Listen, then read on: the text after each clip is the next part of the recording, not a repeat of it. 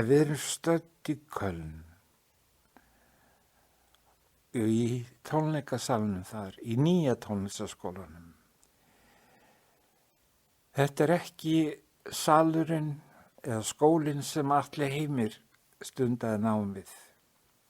Hann er aflagður eða sú bygging sem slík. Þetta er nýji skólinn. Mjög, hvað við segja, nútíma 20. aldarleg bygging. Og á þessu sviði hef ég stjórnað oftar en einu sinni og oftar en tvisvar. Og eins og alltaf þegar ég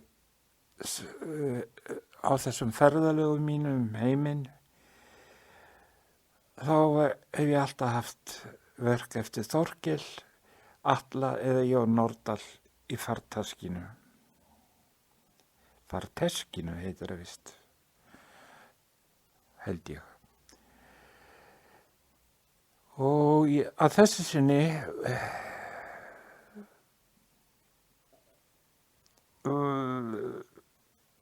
nefni ég sem dæmi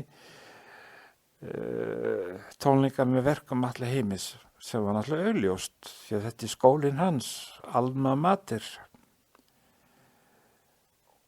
Og Atli sótti þá tónleika.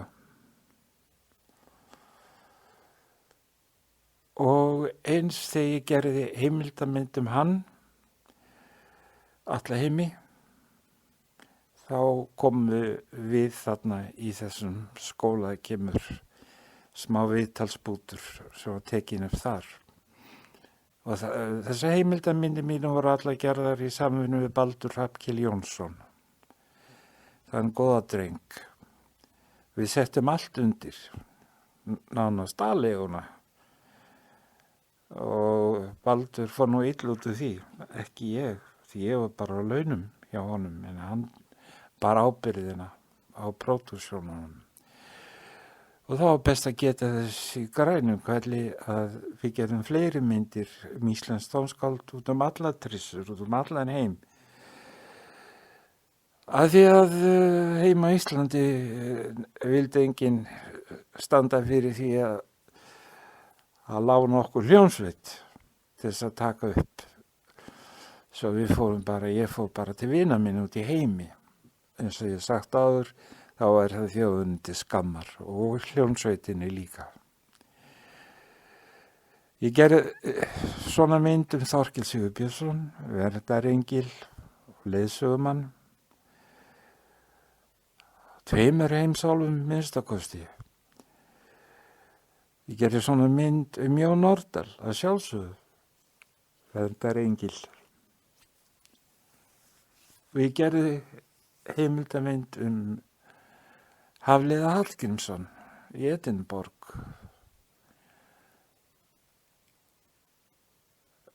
Þetta er nú það sem ég man fljótu bragði. Svo gerði ég myndir íslenskt tónskáld hérna heima, eða mynd á vegum í samvinnu við sjónvarpið. Og aðra til í samvinnu við sjónvarpið, þar sem ég hafði viðtöl við 6, 7, 8 íslensk tónskáld og það var í fyrsta sinn sem heimildamynd var gerð íslensk tónskáld á Íslandi. Ég bar þá hugmynd upp á sínum tíma við Jón Þórarinsson dagskrárstjóra og hann féllst á hana yrðalaust.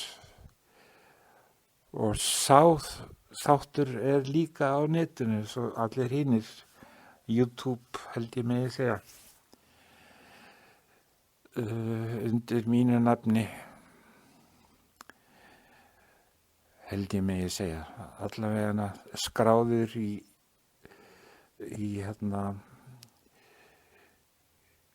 í spjaldskrá sjónvarpsins, þó að engum hefur dottið í hug að endursýna þær við fráfall Þorkels og ekki heldur við fráfall Atla Heimis. Annað eins hefur nú verið gert, vildi ég sagt hafa. En nú eru bæði Þorkell og Atli mjög frægir að sögn. Nú heyrir maður í útvarpinu þetta séu mestu tónskáld þjóðarinnar. En þeir voru það ekki þegar ég kynntist þeim og allar þeirra ævi. En núna eru þeir allt í raun voðalega merkilegir og þá ekki komið tími til að endursýna þessar myndir svo þjóðin fá að sjá þessi merkilegu tónskáld sem hún hunsaði það yfirleitt. Ég segi nú þetta nú bara.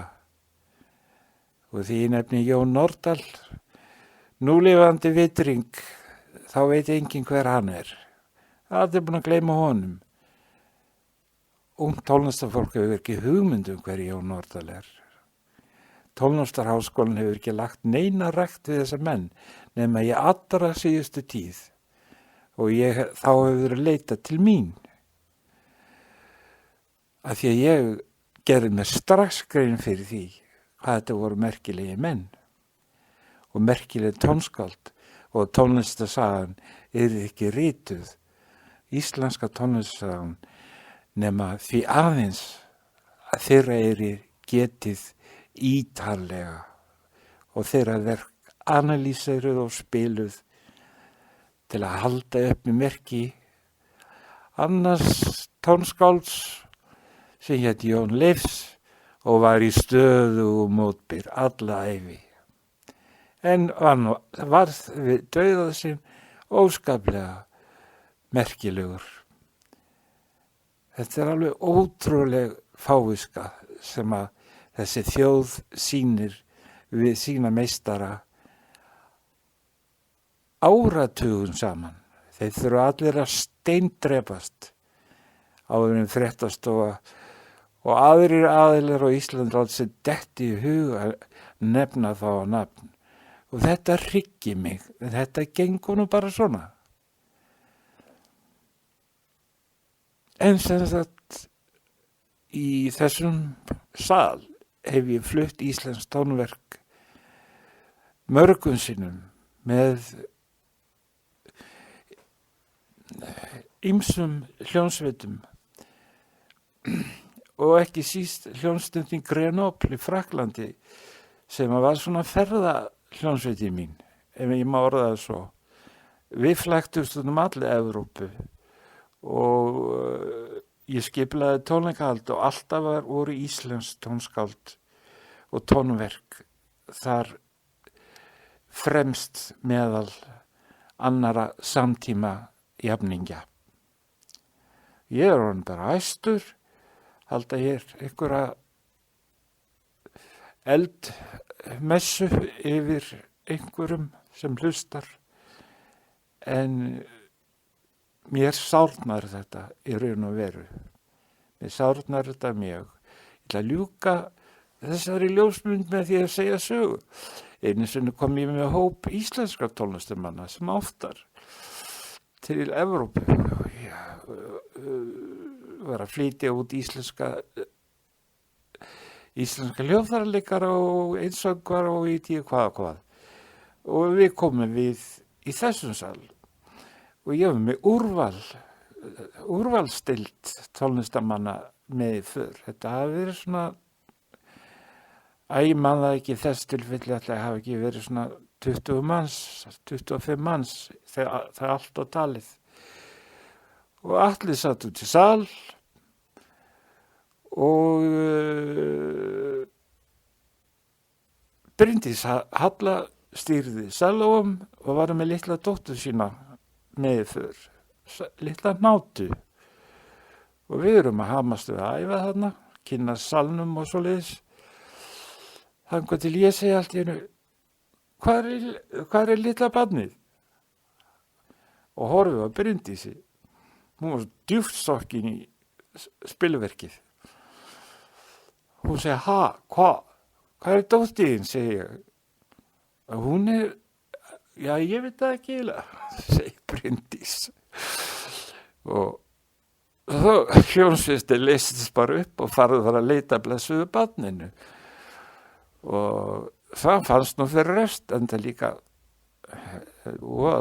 mörg hólf og gólf í þessum sal sem hægt var að setjast niður og leika sér. Við fundum barnið báðum Atlum að passa og því það er hægt að meiða sig í leikhúsum, það veit ég nú eigin raun og héldum svo bara æfinguna áfram en þetta batnaði ekki sko þegar tónleikarnir voru að enda og við vorum komin út í rútu þá rekkur út við mér við Bryndís og Höllu Bryndís, hvað er sellóið þitt?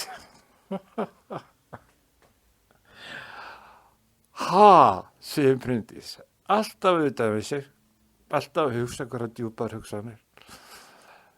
Ég bara veit það ekki. Jú, það er í lobbyun á hótelinu og við vorum komin á hraðbrautina. Þá var það að snúa galeiðinu við og keyra aftur til Kölnar og viti menn, sellóið fannst í lobbyinu eins og stóð þar í hvítum kassi eins og illa gerði hlutur. Nei, sagan er ekki búin. Svo lendum við á Keflavíkurflugvelli og ég er síðastur frá borði og í gegnum öll þessi hlið og ég sé það að hvíta selló er að hérna í einhverjum hringleik á færibandinu, fer hring eftir hring og ég fer þá út í rútu og segi, Bryndís, hvað er sellóið þitt? Ha? Viltu ekki fara inn og sækja sellóið þitt? Jú, æi, Guð almáttugur. Þannig líki söguna af þessum sal Tónlistarháskólans í Köln. Nei, annars, ég get ekki lokið umfjöllun tónleikasalinn í Köln og þessa tilteknu tónleika. Það sem Atli satt út í sal, nema að segja eftirfarandi sögu.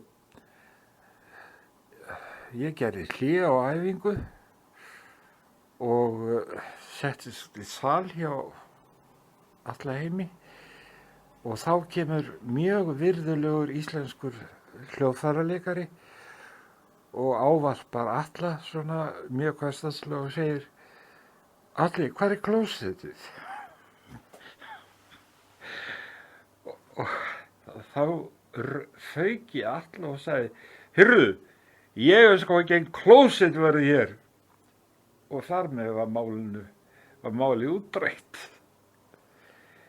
En aumingi Atli, hann var svo uppspenntur að sitja hann út í sal í gamla skólanum sínum og hlusta á æfinguna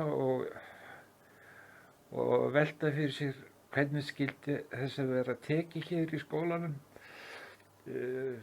mínum í kvöld. Svo hann leta þetta bara vaða. Ég er sko engin klósett verið hér.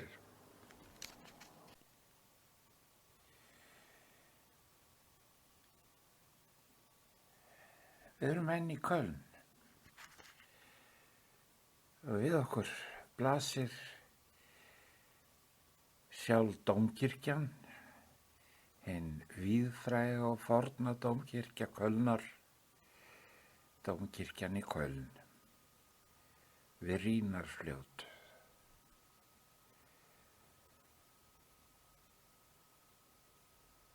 Á 20. öld var byggð járnbrautastöð, mikil skiptistöð, stór hlemmur, eiginlega við hliðina á dómkirkjunni. Enda veit ekki af því pílagrímar flykktust þangað árum saman allan ársins hring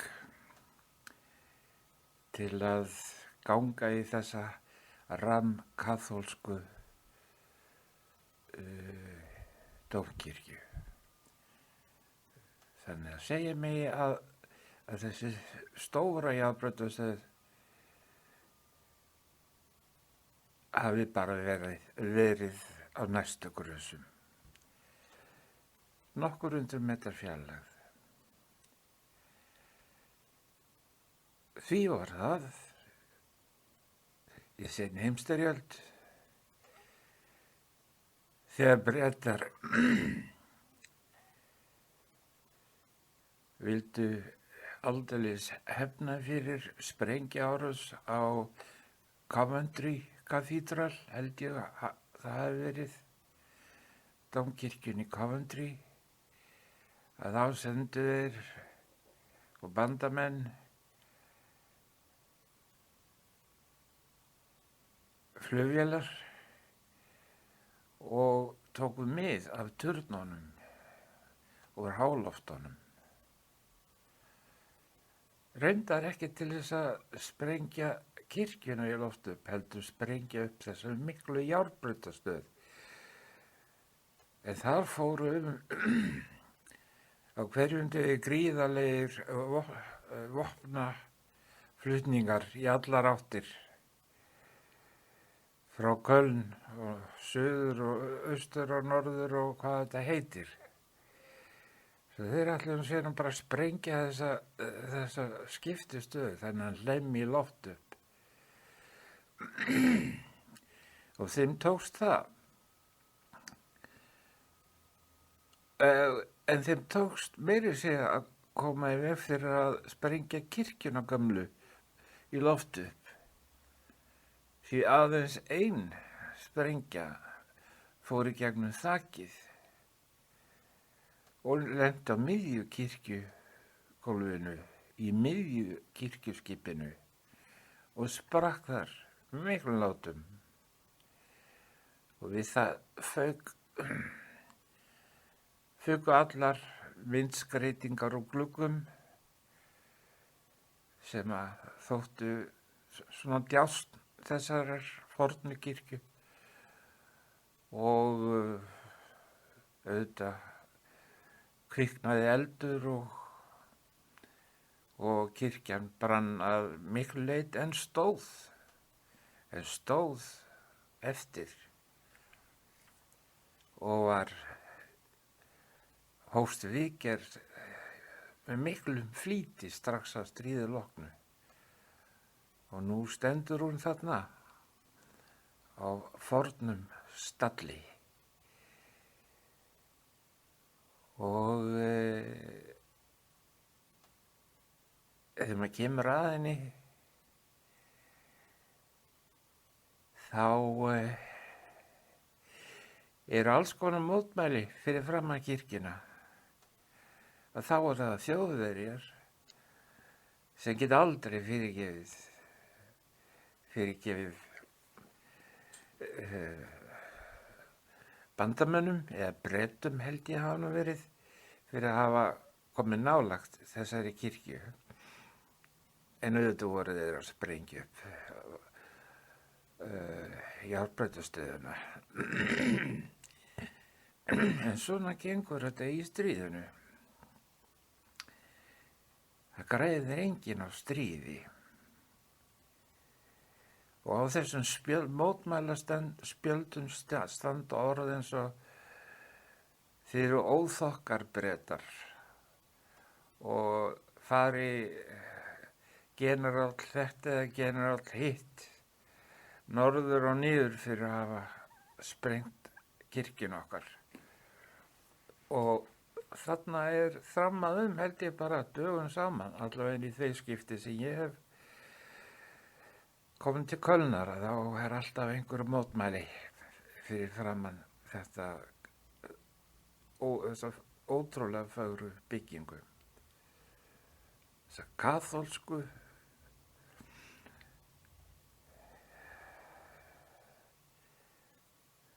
þetta kaþólska djást. Við vorum að tala alla Heimi. Hann var kaþólskur. Hann lærði sína kaþólsku í Köln. Og hann iðkaði sína trú í Landakoti. Hann var organisti þar, aðstoðarorganisti eins og hann kallaði það. svona móta námsárin mann óendanlega. Og þeir sem hafa lært í Vínarborg eru náttúrulega margir hverjir kaþólikar.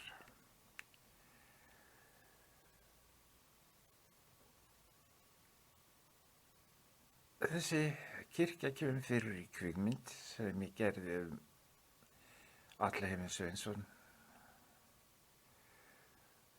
og var sýnd í sjónvarpi einu stunni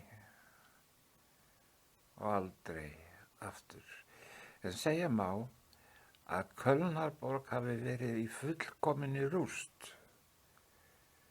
Rústir einar þegar stríðinu lauk.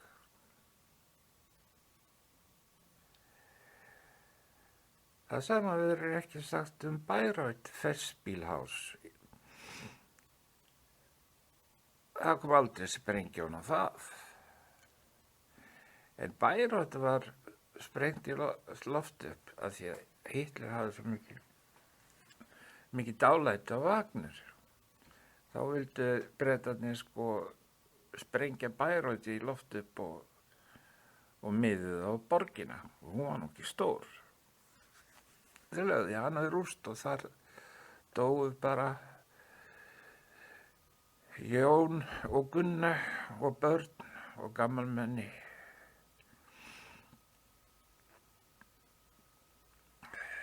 Í þúsundavís. Það skrýtna var að þeim þetta aldrei í huga að varpa sprengju á Festspielhaus. Festspielhaus stóð fyrir utan borgin upp á hæð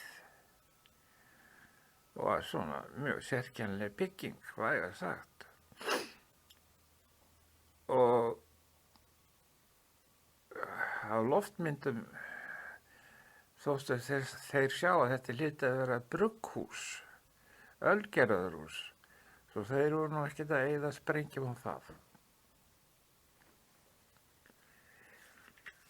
Það eru margir andar á sveimi yfir Köln.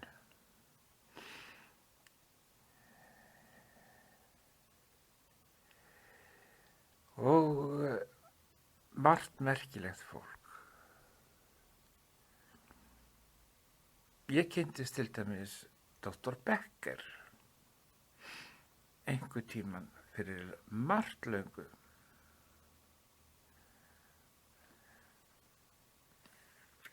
Það var áður en ég fór að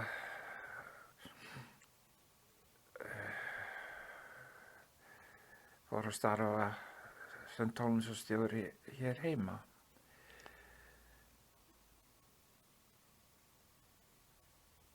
Hann var tónlistarstjóri Kölnarútvarpsins og það Kölnarútvarp hlustaði Atli Heimir á námsárum sínum. Og það var mesta framúrstefnu útvarp í heimi. Útvarpaði verkum eftir Karl-Heinz Stockhausen og svoleiðismenn.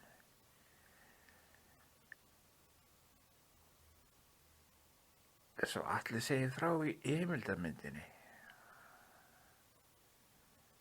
sem heitir Spuni. Já,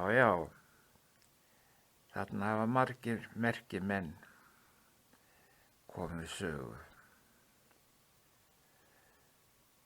Á næstu mynd sjáum við konu sem heitir María de Alvear og er spænsk. En held ég með að segja alveg upp í Köln eða búsett þar. Ég hitti hana líka förnum vegi. Með okkur tókust góð kynni. Hún var óskaplega sérstök. Vægast sagt. Hugsaði einkennilega svona miðað við flest fólk og gerði hluti sem engum hefði dottið í hug að gera. Og þá í nafni tónlistar. Hún var mikill ritúalisti og einhverju sinni, ég ætla nú ekki að fara að segja frá því mjög smá matriál því ég bara hreinlega man þau ekki, eða kann þau ekki, hef ekki heyrt þau. Nema einu sinni og María sagði mér að hún hefði fengið kirkju lánaða til að tónleikahalds og kom fyrir fórnadýri, skulum við segja, fyrir framan gráturnar og skreytti það með blómum, ég held að það hafi verið dádýr. Og hóf svo upp mikið ritúal með fólki sem hún fekk í lið með sér og í miðju kafi í þessu kertaflóði sem var í kirkjunni það kvöldið. Þá riðst lögreglan inn með alvæpni og handtekur Maríu til alvegar og stingur hún í fangelsi fyrir helgispjöll. Og hún sagði mér að sér hefði sárnað það mjög því hún hefði verið að kalla á andana af himnu og ofan og láta á streyma sig alla og heiminn, friðaranda. Svo hún sagði mér margt og mikið. Hún sagðist það að falla Ameríku og verið þar í tjaldbúðum Indjána og gerst lærlingur einhvers mjög merks Indjánahöfðingja sem hefði útskýrt fyrir henni náttúrudýrkun Indjána.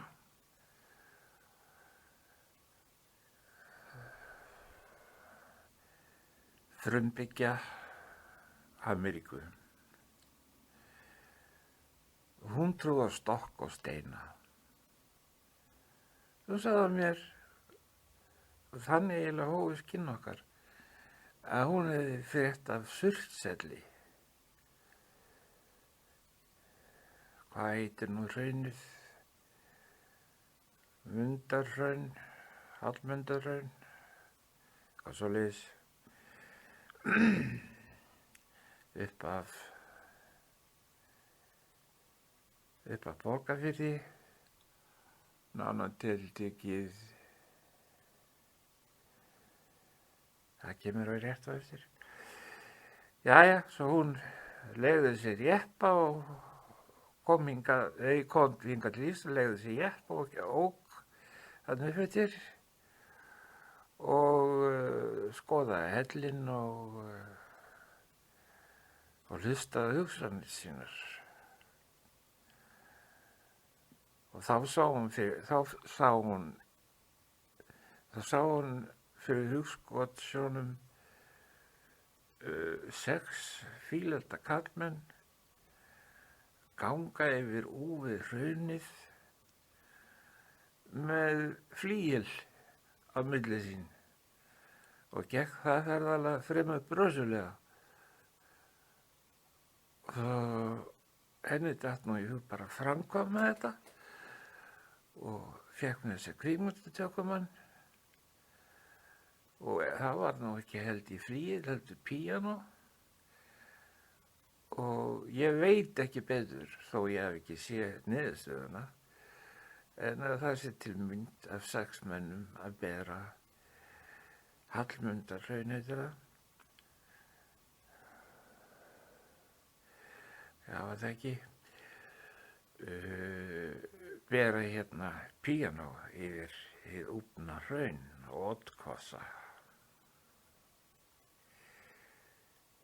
Ég bauð henni hingað heim til Íslands í þeim skilningi að ég sagði ef hún kæmi þá skildi ég útbúa hafa hljómsveit tilbúna, íslensku hljómsveitina tilbúna í hvaða formi sem að hún kærði sig hún getur bara komið hingað. En það yrði helst að fylgja frumflutningur á nýju verki til að réttlæta svoleiðis uppátækjum. Og það varð úr.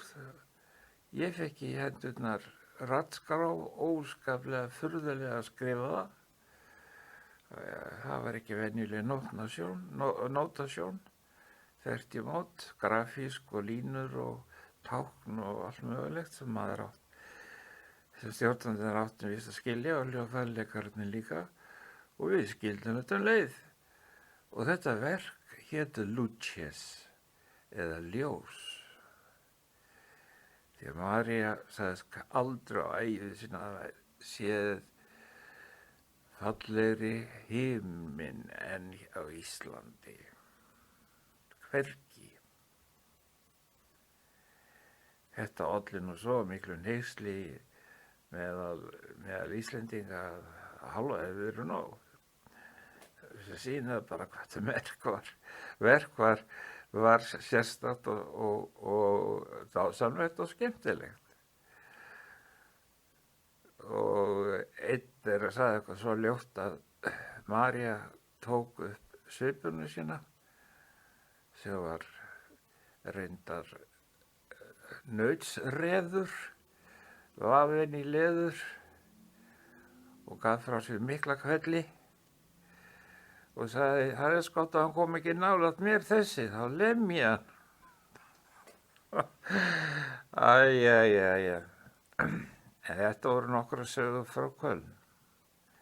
En besta sagan er náttúrulega Atla. Þegar hann sagði, ég er sko engin klósettvörði hér.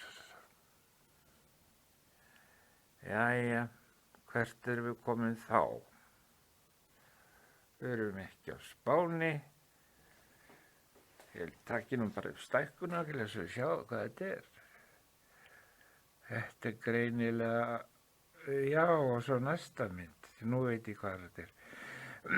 Þetta er karneval í Ríó. Eða Argentínu.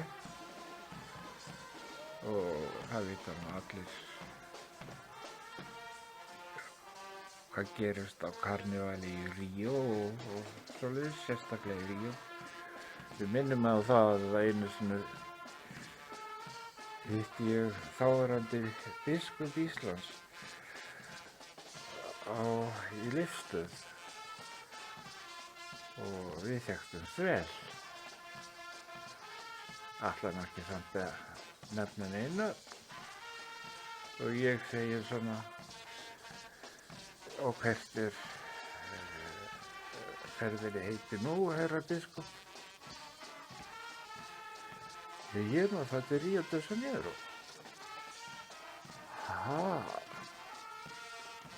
Er ekki karneval í Ríó núna? Það? Ég er alveg viss það. Er ekki komin langafasta? Var ekki öskudagur í gær? Og bolludagur og sprengindagur og allt mögulegt. Jú, það er rétt dagur. Og hvað, ætlar að fara að dansa á götumóti? Ætlar að fara að dansa á götumóti? Nei, ég er að fara að sækja fund. Já, hér. Segi ég. Sækja fund. Má ég spyrja á vegum hvers? Já, það er alveg sjálf. Það er á vegum lúterska heimssambandsins. Svona árlegur fundur. Gátum ekki dott í hug að halda fundin einhvers staðar annars staðar en í Ríó í miðju karnevali. Sagði ég, með öll þessu brjóst flæðandi allar götur og ýmislegt að gerast í húsasundum og hótelherbyggjum. Nei, ég réði þess ekki.